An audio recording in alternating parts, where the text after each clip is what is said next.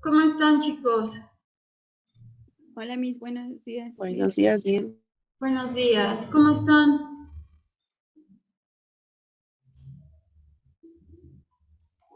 Bien, ¿y usted? Muy bien también. Bueno, vamos a iniciar la sesión de hoy con lo que habíamos estado viendo en la sesión pasada. ¿Recuerdan de qué hablamos la clase pasada, chicos?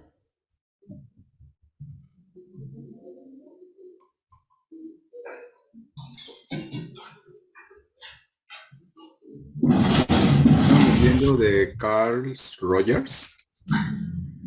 Sí, estábamos hablando de Carl Rogers. Cuando hablamos de la educación contemporánea y de todos los cambios que ha sufrido la pedagogía y la educación, pues es inevitable no hablar de este personaje. ¿Qué recuerdan de la clase pasada? ¿Qué es lo que más recuerdan, chicos?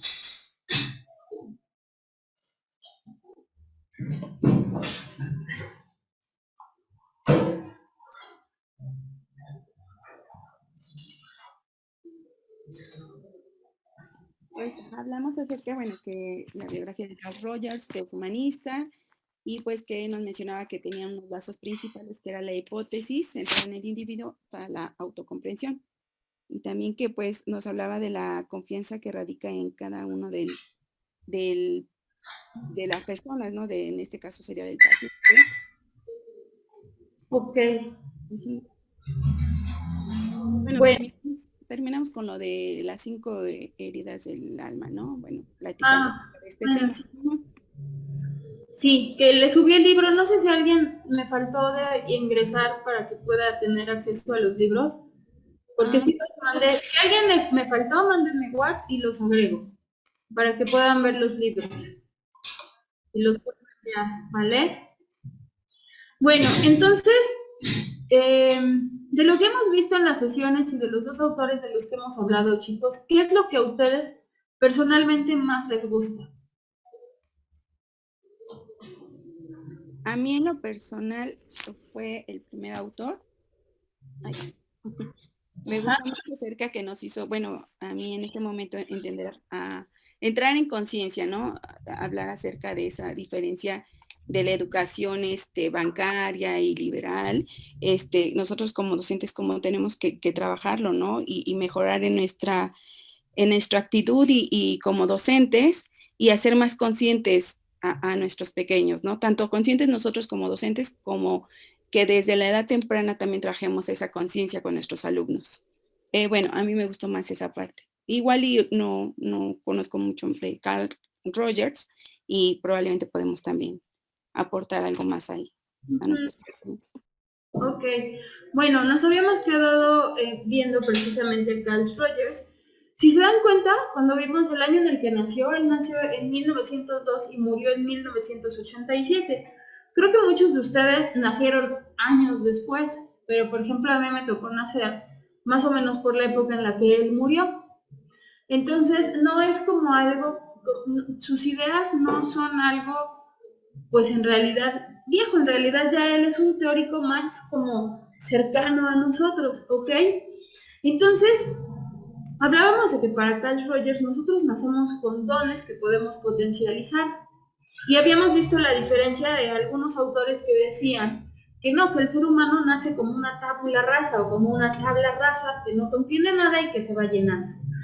Pero si nosotros pudiéramos hacer como esa comparación y pudiéramos poner o buscar, incluso lo pueden buscar y van a encontrar, ¿no? Un cuadro comparativo de la educación contemporánea, de la educación humanista, cómo era antes la educación, pues se van a dar cuenta de cómo el ver a las personas como eso, como personas, es algo que no pasaba.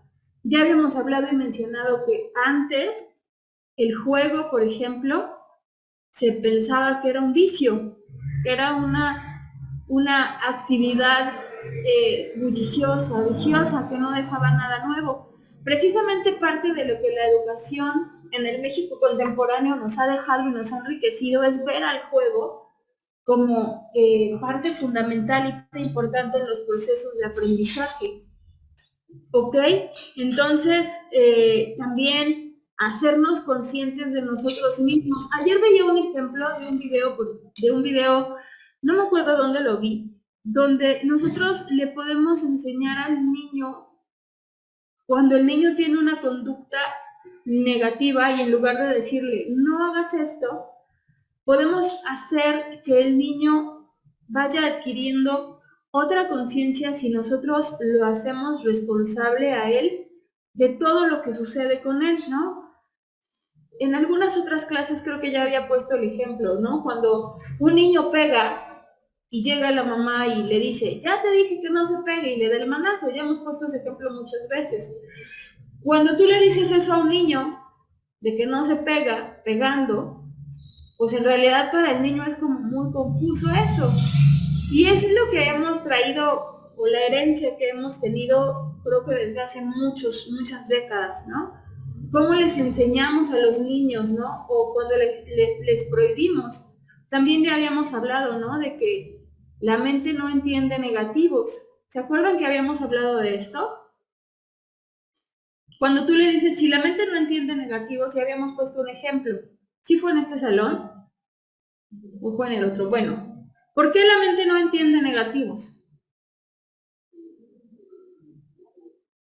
Porque esta edad no entiende lo que es claro, adelante. Porque están en la edad de descubrir, ¿no? Todo para ellos quieren hacerlo, quieren palparlo, quieren, bueno. Es que en general, no solo la mente de un niño, la mente de todos. El negativo es algo, es como si yo les dijera, y también puse este ejemplo, no piensen en un coche rojo. Les dije que no pensaran en un coche rojo. ¿Y qué pasó? Que pensaron en un coche rojo. Entonces, si tú le dices a un niño, no te subas al pasamanos, en la cabeza del niño, él tuvo un pensamiento viéndose colgado del pasamanos. ¿Qué pasó con ese niño?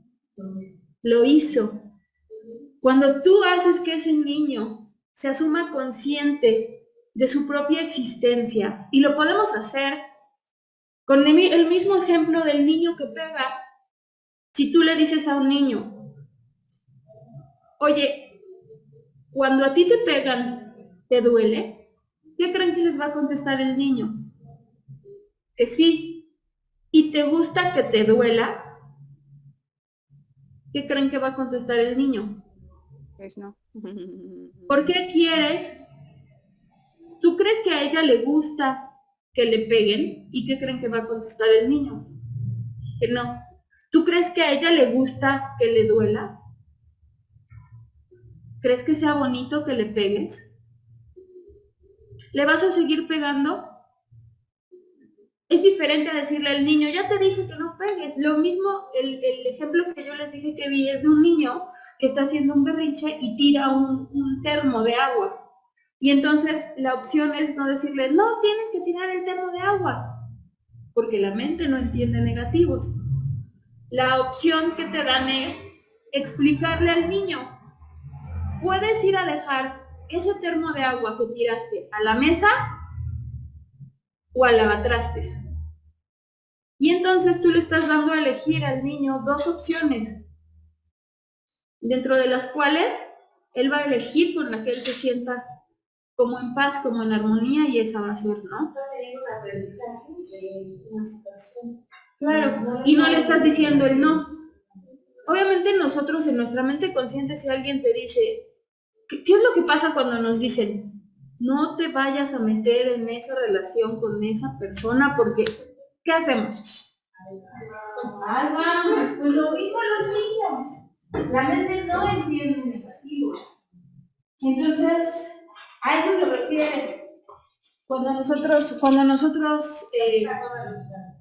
aplica a todas las edades. Solo el hecho es tacharte. De hecho tengo un libro, pero ese solo lo tengo en físico, que se llama El darse cuenta. Y habla de esto, de hacernos conscientes.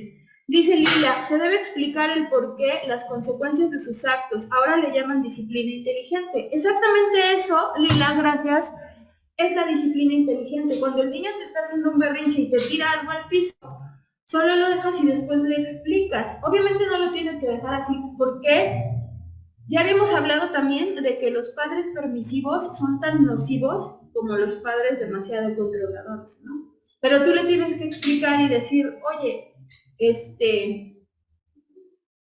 no puedes tirar el vaso, como le quieran explicar, casos que no tienes que reprenderlo, diciéndole, es que ya te dije que eso no se hace, como lo solíamos hacer antes, y decirle, tienes que levantar ese vaso, y lo tienes que levantar tú, porque tú fuiste quien lo tiró. Tienes dos opciones, lo puedes llevar a la mesa o lo puedes llevar a la mesa, pero en el piso no puede estar. Y entonces el niño pues tiene que optar por algún tipo de respuesta o de resolución. Y habrá tratado, ¿no? Que Sí, la diapositiva anterior le hace mucho bien, ¿no? No es la manera que lo dice como... Y aparte, saber que la figura de autoridad eres tú. Yo he oído muchos papás y muchas mamás que te dicen, ay, es que yo soy el mejor amigo de mi hijo, y después se quejan y te dicen, no, es que mi hijo no tiene límites, sino, bueno, pero es que no necesitamos ser los mejores amigos de nuestros hijos. Necesitamos ser los papás de nuestros hijos. A mí mis hijas me dicen amiga mamá, pero siempre que me dicen amiga les digo, amiga qué, amiga mamá. ¿Por qué? Porque desde muchas otras teorías, jerárquicamente y ancestralmente, los adultos nos han dejado el legado de sabiduría. Y todas estas teorías contemporáneas de la educación, todas, retoman el papel fundamental e importante que tiene la figura adulta para los niños. Y lo retoman, obviamente, ¿de dónde salió lo contemporáneo? ¿Cuál es su base? Obviamente se basó pues, en lo viejito, en lo que ya estaba, en esa pedagogía donde el maestro era el centro de atención de la clase. Se basaron de ahí, pero hubo un cambio de perspectiva, pero esa es la base. Pero al final, tanto muchos otros teóricos y pedagogos, si ustedes ven a Vygotsky, que nos habla de sociocultural, nos habla de que nosotros aprendemos de manera social, pero esos modelos sociales, ¿de dónde los aprendemos? Pues de tu entorno. ¿Y cuál es tu entorno más cercano? Tu familia. Hay muchos papás que te dicen, ay, es que yo quiero ser el mejor amigo de mi hijo. No, yo no quiero ser la mejor amiga de mi hija. Yo quiero ser su mamá. También me ha pasado que cuando van a terapia dicen, ay, es que yo soy su amiga. Ese es el problema. Que sistémicamente, energéticamente, tú no tienes un lugar de amiga en su familia. Sistémicamente tú eres su mamá y jerárquicamente estás un lugar arriba de ella, en el árbol genealógico. ¿En qué lugar están los amigos? Jerárquicamente. A un lado, igual. A un lado, paralelos. Jerárquicamente los papás, los abuelos, los bisabuelos, tus ancestros, jerárquicamente ¿dónde están? Para arriba, para atrás. Y tus amigos y tu pareja están igual que tú. Entonces, si jerárquicamente tú como papá te colocas como amigo, este hueco de acá arriba, ¿quién lo va a ocupar? Eso es hacer consciente a un ser humano y decir, ah, claro, jerárquicamente yo no puedo ser su mejor amigo. Y no tiene nada que ver con que tu hijo no se acerque a contarte a ti todas sus historias, sus cosas, con que no haya comunicación. Esta comunicación consciente y este hacer consciente a los niños también te habla precisamente de ese papel. Si nosotros hacemos conscientes a los niños desde estas primeras etapas, vamos a tener seres humanos bien colocados en el lugar que les corresponde hacer. Es decir, actuar desde tu buen lugar. ¿Cuál es tu buen lugar? Ah, pues mire, aquí mi buen lugar es el de la maestra. Desde donde yo estoy y desde mi buen lugar, debo hacer lo que a mí me toca. Ah, ¿y cuál es su buen lugar aquí? ¿Cuál es el buen lugar de ustedes aquí, chicos? De estudiantes. Y con esa conciencia, si yo tengo esa conciencia, voy a empezar a actuar diferente. Eso es lo que trata la educación contemporánea, ¿ok? Bueno, dice Rogers, parte del hecho de que las personas nacen con tendencias constructivas para ser expresadas, y eso ya lo habíamos visto. Como hay personas que nacen con el don de sacar una melodía solo con escucharla. Yo no puedo, yo oigo igual, obviamente no oigo igual todas las notas, pero no tengo esa agudeza auditiva para decir, este es un sol, y este es un fa, y este es un do, y hay para quien te dice, ¿cómo no puedes hacer eso si es lo más fácil del mundo? No, para mí lo más fácil del mundo es otra cosa. Y hay quien puede ver una cara y replicarla sin haber tomado una sola clase de pintura o de dibujo. La tendencia hacia la actualización es convertirse en lo que se trae al nacer, lo innato de la personalidad, lo que hace a cada persona diferente. Si esto no ocurre, va a ser uno de los obstáculos del desarrollo. ¿Por qué? Para Carl Rogers, el que nosotros identifiquemos en qué es bueno cada ser, lo va a potenciar. En la educación como la conocíamos, nosotros parejo para todos. Parejo les enseñamos español, parejo les enseñamos matemáticas, parejo les enseñamos química, física, pero para Carl Rogers el hecho de que tú descubras en qué es bueno alguien, lo va a potenciar. Y el hecho de que nosotros enseñemos igual y parejo a todos, es uno de los obstáculos del desarrollo. Porque a lo mejor en un grupo, yo me imagino, ¿no? En las escuelas públicas que tienes 60 niños, identificar, pero claro que se puede. Y claro que sucede. Porque obviamente también esto es parte de que después la educación se vaya como especializando. Antes, por ejemplo, el maestro te enseñaba todas las asignaturas. Yo me imagino al maestro y digo, pues pobre maestro, porque era especialista en todo, pero en nada en realidad. Precisamente por esto, porque era parejo para todos. Cuando no todos los seres humanos somos iguales en habilidades, en aptitudes, en emociones, en historia, en embalaje, en lo que sea. ¿Hasta aquí algún comentario, chicos?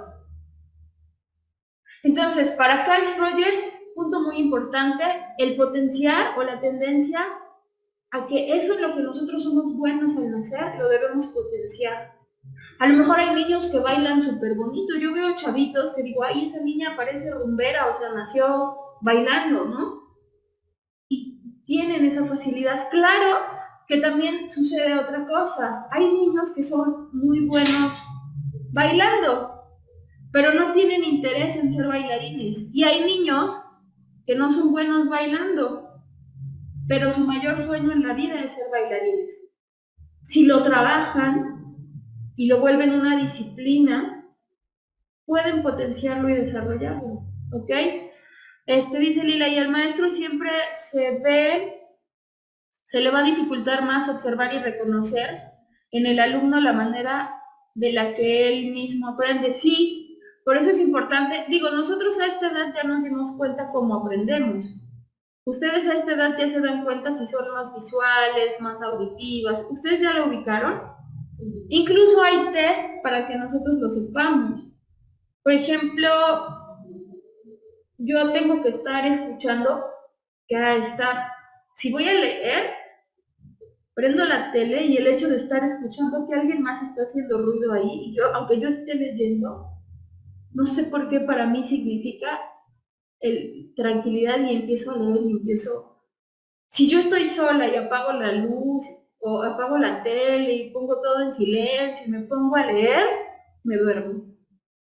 Pero si yo prendo la tele o el radio o algo y me pongo a leer, aunque no le esté haciendo caso a esto y estoy leyendo, para mí eso resulta como más significativo.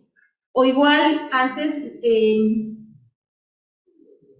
me acuerdo que alguna amiga me vio estudiar y me dijo, ay, es que estudias muy feo, porque tengo que caminar y estar leyendo al mismo tiempo. Y no sé qué sucede en mí, pero para mí eso es más significativo que sentarme a leer así en un escritorio y estar así que estar leyendo.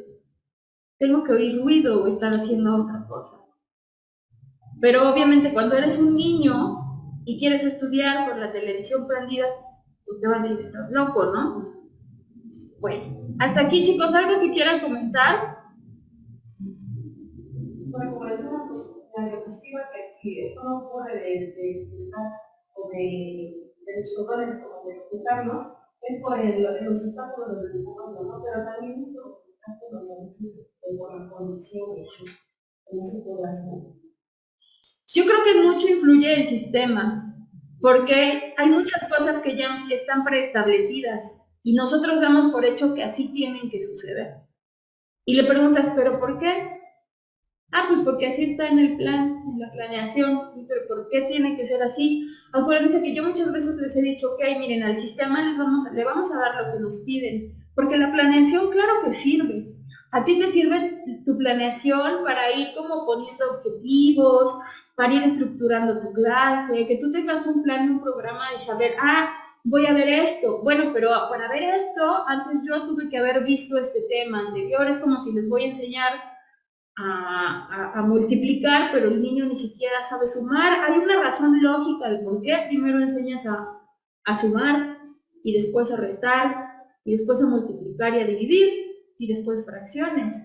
No es así como que, bueno, hoy le voy a enseñar al niño las partes del todo y el niño no se sabe el número. Para eso obviamente necesitamos tener una estructura y una planeación.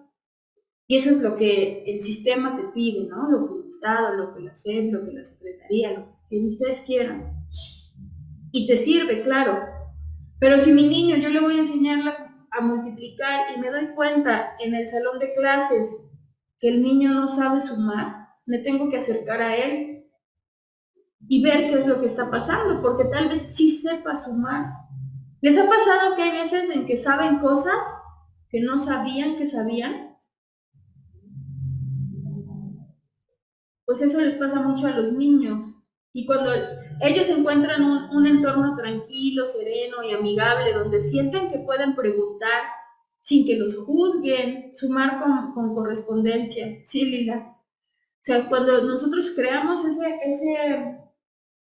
ese ambiente donde el niño se siente incluido y no agredido, es importante. Adelante, Osvaldo.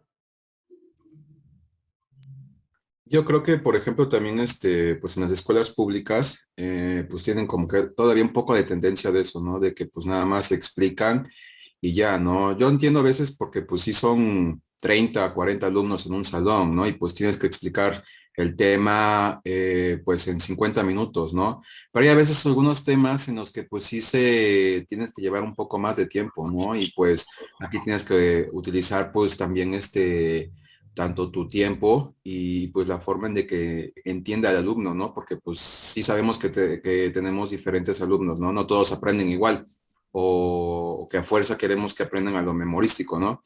Pero pues yo creo que pues también debemos de ser también nosotros conscientes como maestros de que pues si los alumnos en escuelas públicas son más y debemos de tener más conciencia, pues yo creo que nos va a beneficiar a nosotros, ¿no? A comparación de las privadas, ¿no? Porque pues las privadas son como son poquitos, pues es más rápido, ¿no? Y pues yo siento que sí se le entiende, ¿no? Pero pues en escuelas públicas sí es un poco más complicado.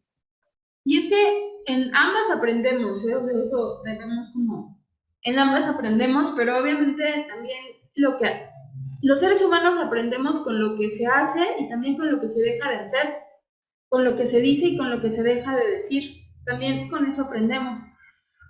Ya les había preguntado, ¿no? ¿Qué clase de maestro querían ser ustedes? Y yo les comentaba de una alumna que me decía, es que yo tenía un maestro que pasaba en medio de la fila y tenía un anillo súper grueso.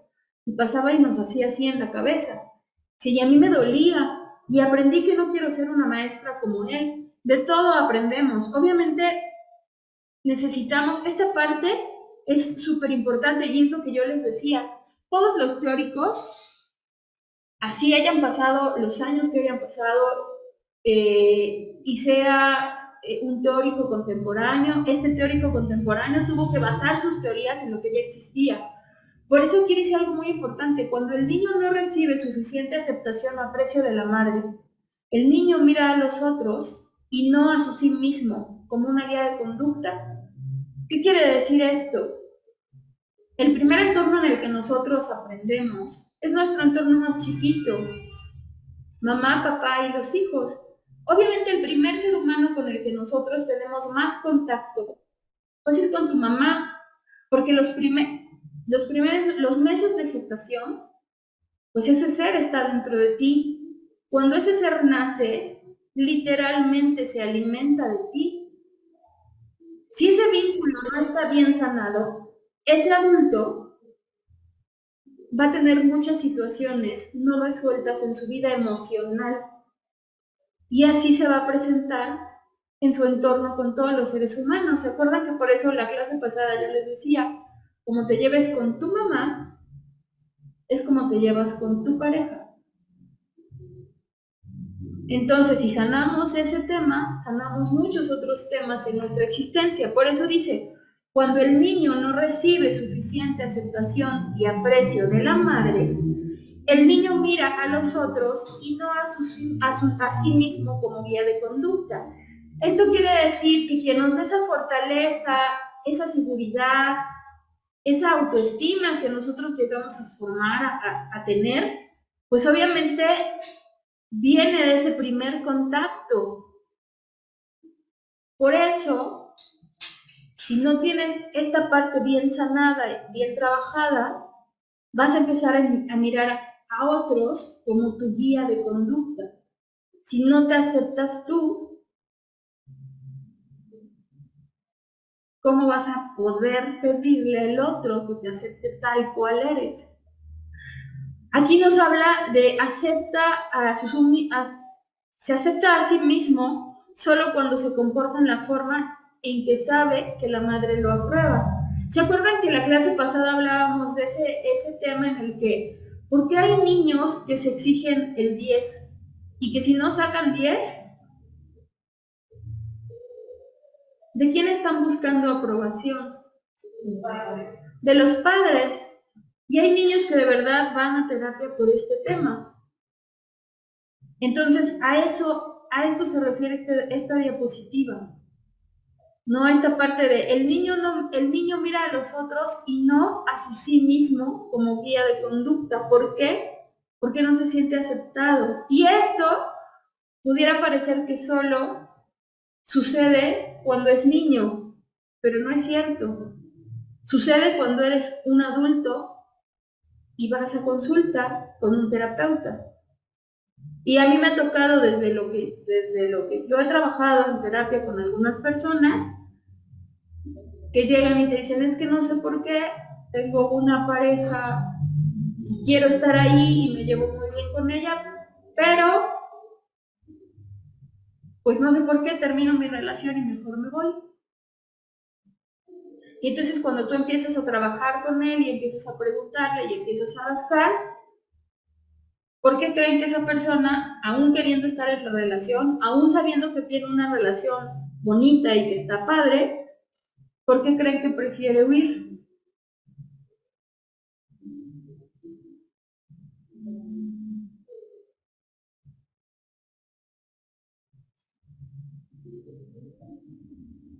Porque es muy común y tiene que ver con esta diapositiva del aprecio y la aceptación de la madre. Porque antes de que me rechaces, mejor me voy. Entonces ahí cuando tú empiezas a rascar, y tiene que ver con el libro que les decía la semana pasada, con la herida del rechazo. Antes de que me rechaces, mejor me voy y así no contacto con esa emoción que no sané en esta parte de cuando el niño no recibe suficiente aceptación y aprecio de la madre. Y así con muchos otros temas. Oye, ¿por qué hay gente que se queda en relaciones nocivas? Que es lo contrario. ¿Por qué hay gente que se queda en relaciones nocivas? Y en realidad, ¿qué aprecio están buscando?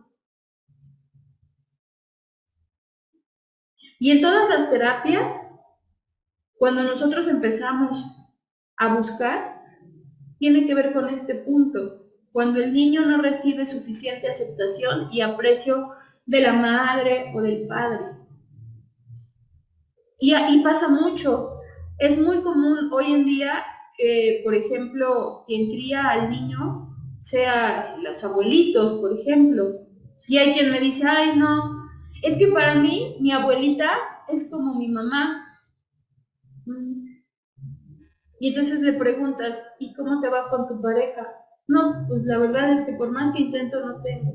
Ah, ¿por qué creen? Porque tuvo el abandono, ¿no? En este Porque caso, tuvo el abandono, padre ausente, ¿no? Pues ya se claro, o padre ausente. Y entonces, si tú ves a tu mamá, a tu abuelita como tu mamá,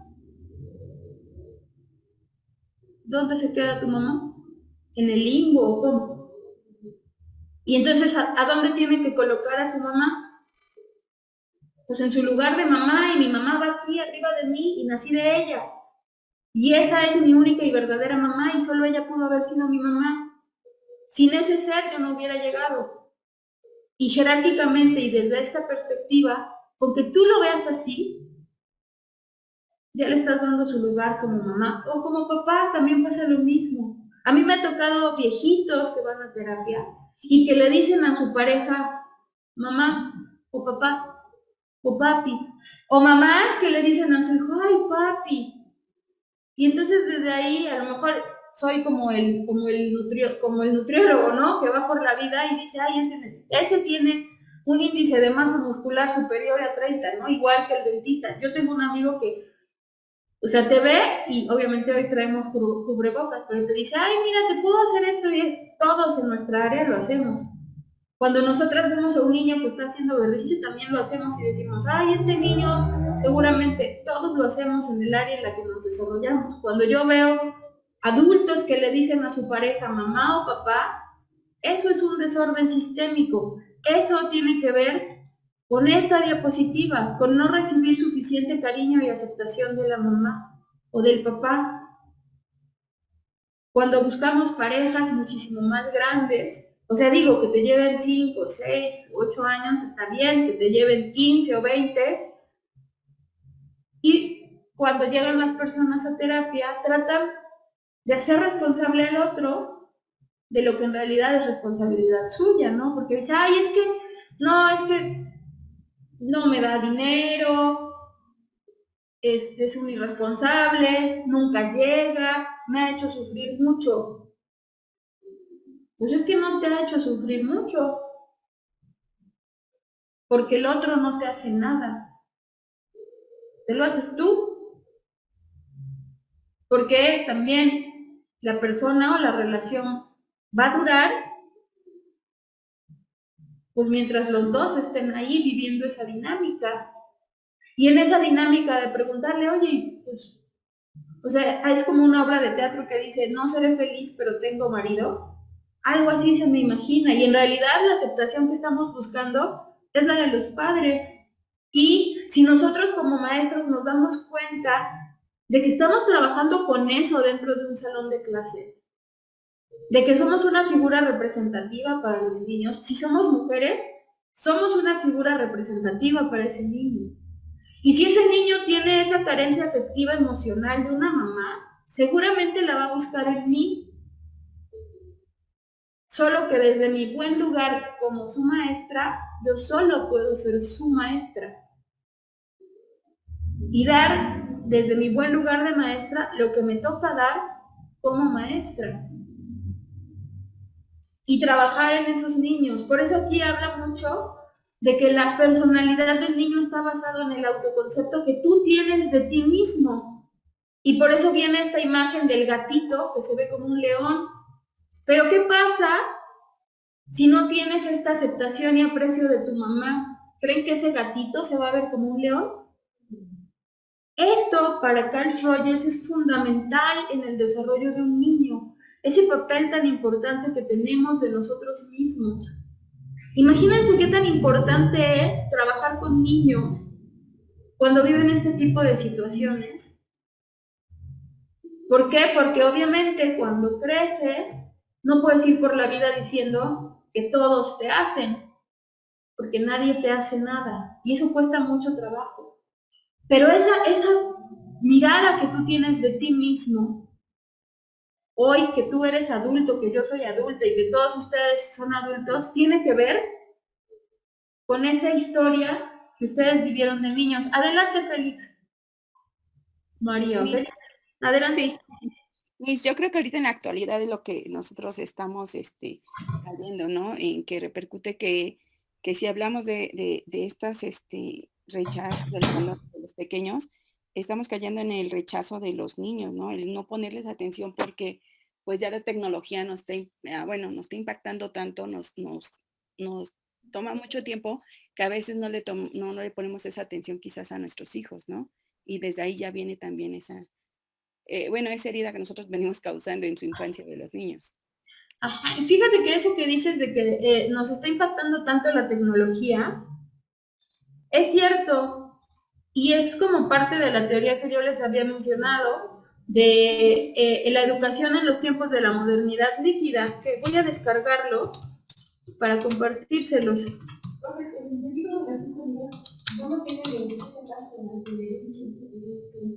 Ah, se los busco completo. Sí lo tengo. Se los busco completo porque sí lo tengo. Y el de eso que mencionabas, Félix, de que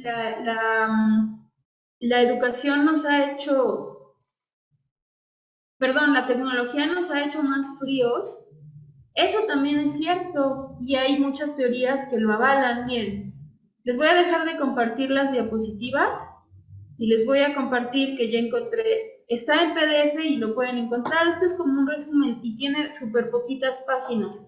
De eso nos habla este otro autor que también es contemporáneo, ya es como más para acá. Solo son 24 páginas, pero podemos encontrar bien a este punto al que nos estamos refiriendo. Sigmund Bauman nos habla de los retos de la educación en la modernidad líquida, también es un autor contemporáneo que hoy pueden encontrar muchos libros de Bauman, no sé si ya pueden ver lo que estoy compartiendo en pantalla, sí lo pueden ver. Bueno, sí. Este libro nos habla precisamente de esto y nos habla de que para los seres humanos hoy en día nos hemos vuelto tan frívolos que lo que los medios de comunicación han tratado de hacer, por ejemplo, las redes sociales, al acercar gente que vive en otro país, por ejemplo, si tenemos familia en Estados Unidos, hoy todo el mundo tenemos familia en otro país, o sea, eso no es algo como...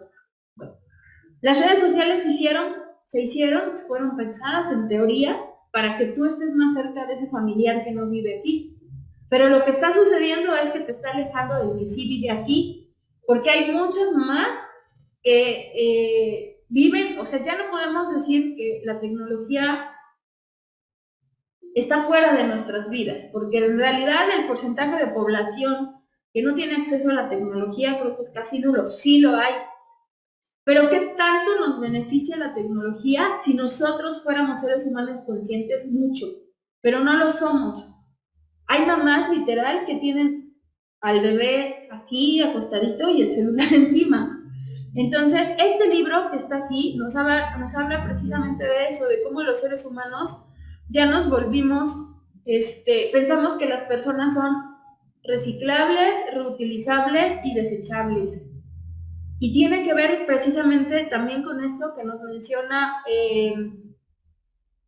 Carl Jung acerca de lo importante que es ese vínculo desde los primeros años de vida, de lo importante que es también, que nosotros seamos seres humanos conscientes, de lo importante que es que nosotros tomemos conciencia del entorno en el que estamos viviendo. ¿Okay? Bueno, ese es el libro y ahorita si quieren se los comparto. Bueno. Ese solo trae 24 páginas. El libro completo lo pueden encontrar ahí,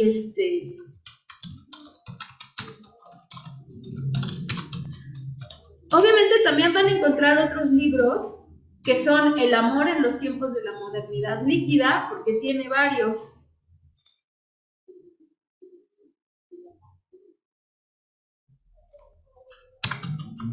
Tiene varios libros y ustedes van a encontrar no solo este es Los retos de la educación en la modernidad líquida, pero también tiene El amor en los tiempos de la modernidad líquida y tiene muchos otros libros. A ver, es que ya no lo están viendo, ¿verdad? Bueno, esta pantalla que ven, bueno, esto es lo que cuestan los libros. ¿Ok? Aquí dice sobre la educación en el mundo líquido. Obviamente, ¿por qué él se refiere? Ya me habían preguntado, ¿por qué líquido? Porque nos habla de que se nos va como la modernidad, la vida, se nos va como agua entre las manos, ¿no? Y nos habla precisamente de lo que decía Félix, ¿no? De esa falta de interés que tenemos en las personas, de que podemos ver, uno de mis alumnos me pone un ejemplo, podemos estar viendo que hay una pelea de dos niñas en la calle y en lugar de ayudar, nos ponemos a grabar. No sé, a mí me tocó hace no mucho donde trabajaba, porque ya no trabajo ahí, alguien decía, es que mira, este niño se subió a la azotea y se puso a hacer berrinche, y me ponen el video, y yo en el video veo como el niño les está diciendo, ya estoy harto, me voy a subir a la azotea.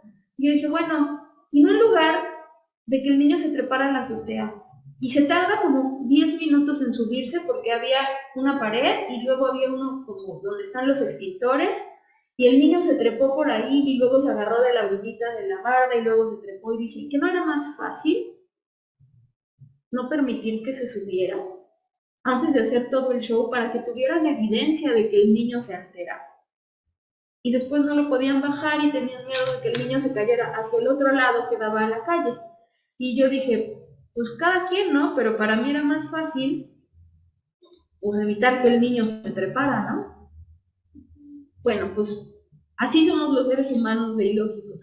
Entonces, regresando a lo que estamos hablando, para Carl Jung, ese concepto que nosotros tenemos de nosotros mismos se basa en las experiencias que nosotros hemos vivido y en cómo vivimos en nuestro primer entorno. Por eso tiene esta imagen que creo que ya la habían visto todos, de cómo ese gatito se ve como un león. ¿Quién me ayuda a leer esta diapositiva, chicos? Yo mismo. Va, Osvaldo. Dice, la base del desarrollo de la personalidad está basada en el sí mismo o self, que a su vez se basa en las experiencias asimiladas por el organismo para darse forma. A la totalidad de experiencias acumuladas se le denomina campo fenomenológico. La relación entre el organismo y el self puede ser congruente o incongruente, y dependiendo de en qué situación se encuentren, el organismo deberá actualizarse o no. Sí. Esta parte a mí me gusta mucho porque, como les decía, Carl Jung es contemporáneo. Esta parte del campo fenomenológico es muy de la psicoterapia contemporánea. La fenomenología es lo que se presenta y nosotros debemos observar todos esos fenómenos que se dan dentro de una sesión, dentro de...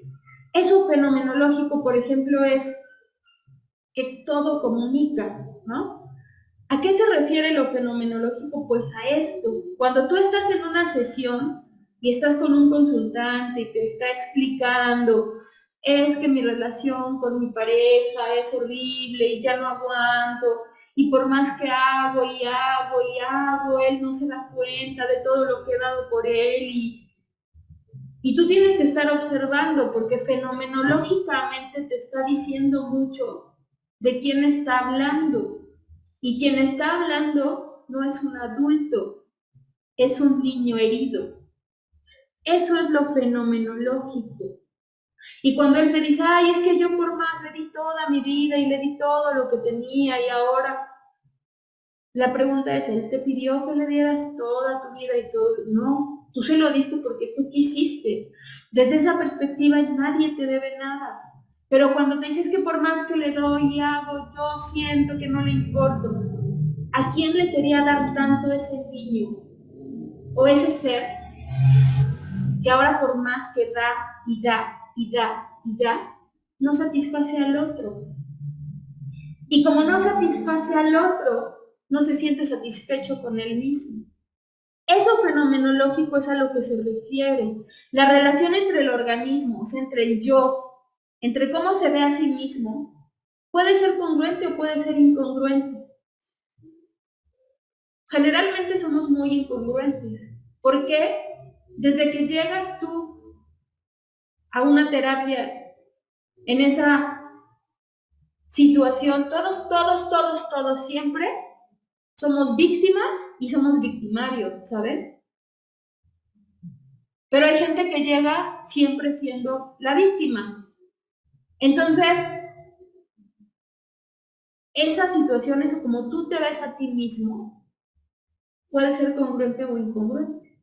Cuando tú le empiezas a decir al otro, bueno, es que tú diste y diste y diste y diste y diste, ¿el otro te pidió que tú lo dieras? Se puede ver como que esa persona que dio y que dio y que dio y que dio es la víctima, ¿no? Pero si llega la otra persona y te dices que ya le dije que deje de darme y darme y darme, porque por más que me dé, no quiero nada con ella. Deja de ser ya una víctima, ¿no? Entonces es importante esta parte de cómo te ves a ti mismo, de cómo funciona el campo fenomenológico. Y ya si tú estudias más a fondo esta parte de la fenomenología, por ejemplo, fenomenológicamente hay quien analiza desde que te vistas solo de negro, por qué te gusta solo el color negro, cómo haces tus compras. O sea, nosotros podemos observar a las personas en muchos aspectos. Hay gente, por ejemplo, que compra mucha comida. Pero lo fenomenológico aquí es observar, ese campo fenomenológico es observar por qué compra tanta comida. Eso es lo fenomenológico.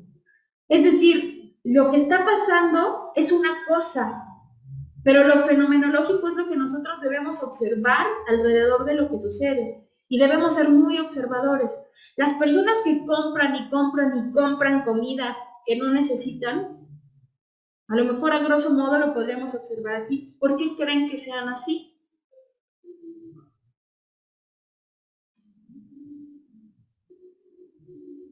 Alguien que compra y compra y compra y compra y compra y no necesita. Porque quiere sustituirlo, ¿no? Por algo que les hace falta. Está sustituyendo con todo eso que compras algo que te falta. Eso es lo fenomenológico. Observar más allá de eso.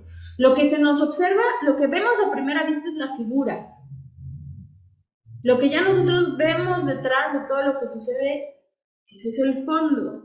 Lo fenomenológico tiene mucho que ver con el fondo. Ay, ¿por qué compras tanto? ¿Ok? Padecieron de hambre. Exactamente, Lila.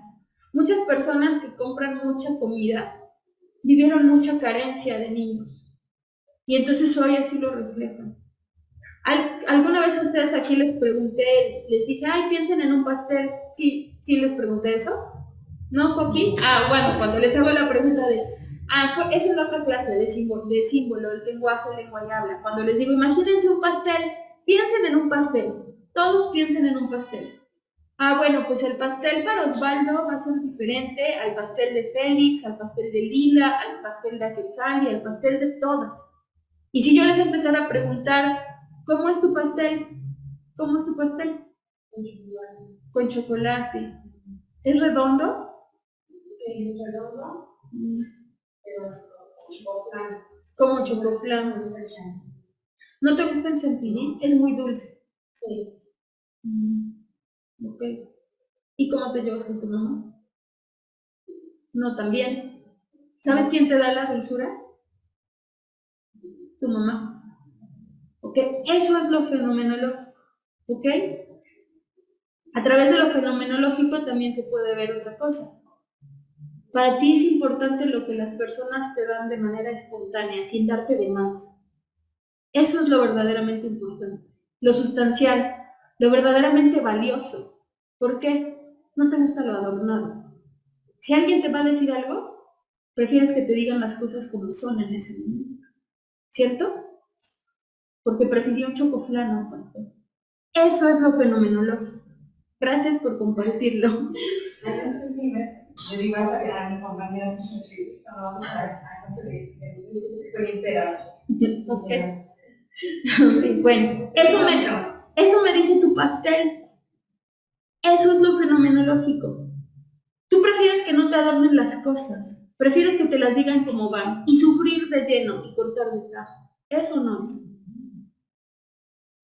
No te gusta que te adornen ni que te digan. Prefieres, ¿sabes qué? Mejor dime ahorita cómo es. El tema de no me gusta el chantilly. Y tú pudieras decir, ay, pues ¿qué tiene que ver eso con mi mamá? Ok, por eso te lo pregunté. La dulzura te la da tu mamá. El chantilly es eso. Eso es lo fenomenológico.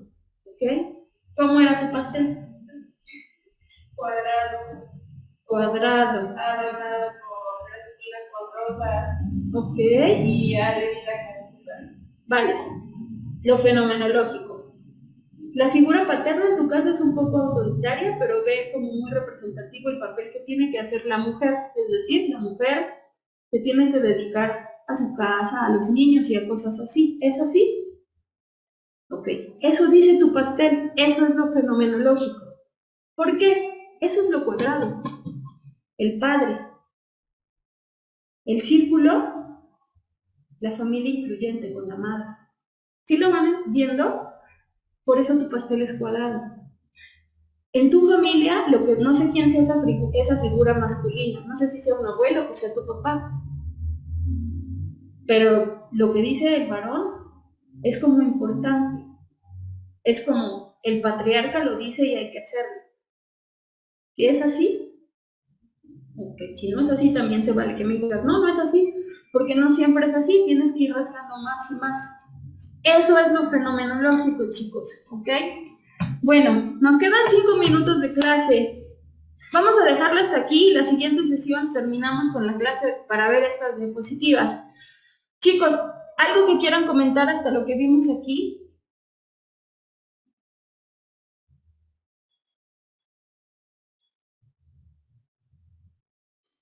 Todo bien, Miss.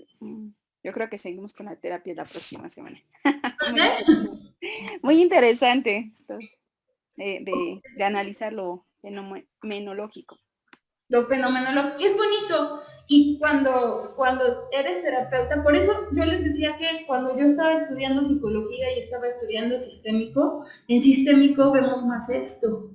Por eso yo dije, ok, sí me gusta la psicología, pero esto que estoy viendo en la psicoterapia sistémica me está nutriendo mucho más, entonces es lo que tengo, ¿no? Me gusta y me fascina, ¿no? ¿Y cómo podemos ver eso a través de un pastel? Y pudo haber sido lo mismo si te dijera que te imaginaras un vaso con agua. Imagínense su vaso con agua y les dijera, ¿cómo es tu vaso con agua? 3/4. Vale. Recorrer ese camino hacia mamá, ¿qué es el agua?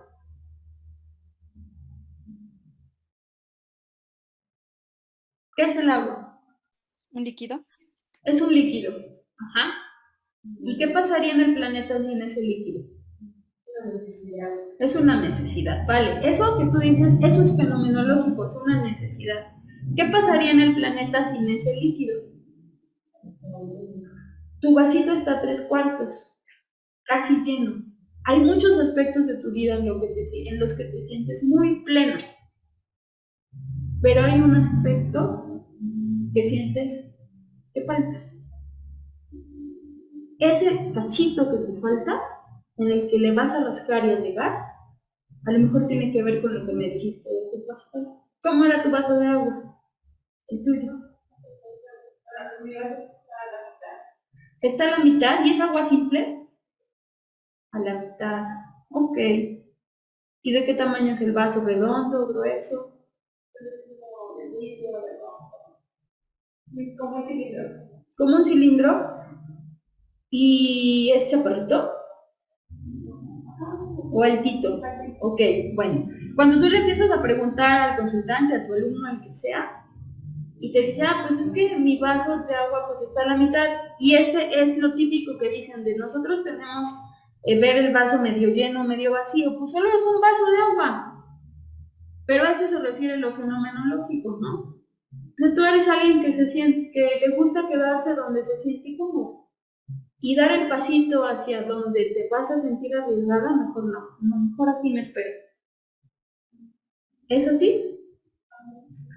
Entonces, Eso te dice tu vaso de la mitad. Y ya si yo te preguntara, oye, ¿y se parece al vasito de las veladoras que prende tu mamá? Ya te podría decir muchas otras cosas. Y solo con un vaso de agua. Y así le puedes hacer con lo que sea. Eso es lo fenomenológico. ¿Ok? Y ese campo fenomenológico nos da mucha información de cómo se siente esa persona consigo misma. Y eso, observarlo en un salón de clases, híjole, es como labor titánica. Porque para empezar, como maestro necesitarías haberlo visto en ti, para poder verlo en el de enfrente y saber y tener toda la cautela necesaria para trabajar con las emociones de nuestros alumnos. Ok, chicos, ¿alguien más? ¿Quién más quiere? ¿Aquí qué les gustó y qué no les gustó de la clase? Me sorprende que podemos mezclar, hacer una mezcla de lo que estamos viendo con nuestra vida personal. Y bueno, a mí me hace como reflexionar a pensar de nosotros. Ok, ¿alguien más, chicos? ¿Qué les gustó y qué no les gustó? ¿Osvaldo?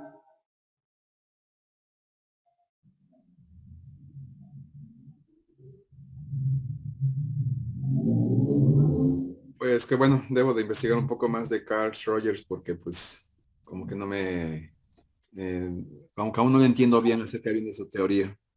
Ay, te va a encantar, te va a fascinar. ¿Quién más, chicas? ¿Rosario?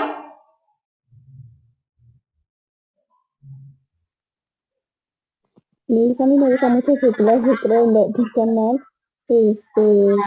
Me interesa, me ha ayudado, creo que sí, una Ay, terapia para perdóname, mí. Nancy. Se oye como si tuvieras un micrófono muy pegado a la boca. A ver, déjame ver. Ok, mientras, antes de que se nos acabe el tiempo. Ay, no, ya se nos acabó, chicas. Nos vemos la siguiente clase, chicos. Sean felices. Cuídense Igualmente, mucho. Miss. Adiós. Mucho de psicoanálisis, ¿verdad? Con la Gracias, Miss. Hasta luego. hija, cuídate mucho. Pues el padre del psicoanálisis, no es Carl Rogers, es Sigmund Freud, pero todos ellos toman mucho de lo que ya estaba. Entonces, obviamente, pues si tú vas analizando, pues sí tiene mucha lógica, ¿no? Por ejemplo, eso del vínculo con la madre, Sigmund Freud nos lo dice acerca de cómo nos alimentamos y buscamos el placer desde que somos bebés. Entonces ya cuando dices, ay, ahora entiendo por qué mi primo fulanito de tal es un borrachín, ¿no? Y cuando te das cuenta que no solo tienes que, o sea, que sí tienes que sanar tú, porque cuando sanas a ti, sanas también parte de tu sistema y de tu árbol genealógico, dices, ay, wow. Tiene que empezar con uno mismo, ¿verdad? Ajá.